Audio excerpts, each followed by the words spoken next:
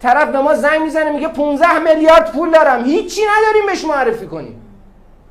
من خودم خجالت میکشم، خدا شاهده. بعضی وقتا آگهی بچه‌ها میفته رو گوشی من، طرف زنگ میزنه میگه آقا با 15 میلیارد دو خواب چی داری؟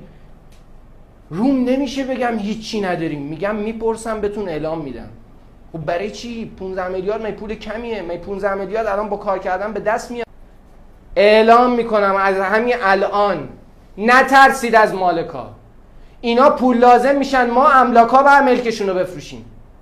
اینا یه روزی پول لازم میشن، زنگ میزنن التماس میکنن آقا چک دارم، آقا فلان چنان. یک ماه به آدمایی که دارن قیمت پرت و پلا میگن زنگ نزنید، مشاورای املاک، همکارای عزیزم، یک ماه به کسایی که تو منطقه‌تون، منطقه کاریتون، تو شهرتون دارن قیمت پرت میگن زنگ نزنید، ملکشون هم خراب کنید، ببینید چی میشه.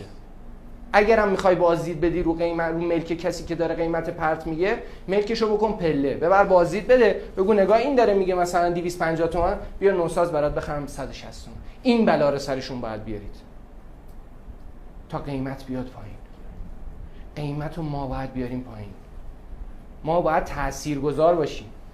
من املاک کارم فروختن آپارتمانه. آقای مالک بیا برو خود ملک تو آگهی بکن ببینم میتونی بفروشی، میتونی جواب تلفنشو بدی، میتونی ظهر ساعت 3 تو گرما بری ملک تو بازدید بدی، میتونی تو زمستون بری دنبال بازدید، میتونی ملکی که آسانسور نداره در حال ساخت 10 طبقه بری بالا بازدید بدی، اونم برای مشتری که نمیدونی پول داره یا پول نداره. نمیتونی. من باید بفروشم برات. منم اینو اعلام میکنم، به تمام پرسنلم اینو گفتم، آقا رو ملک کسایی که قیمت پرت میدن دیگه کار نکنید. نه تنها کار نکنید، دو ملکشون هم خراب کنید.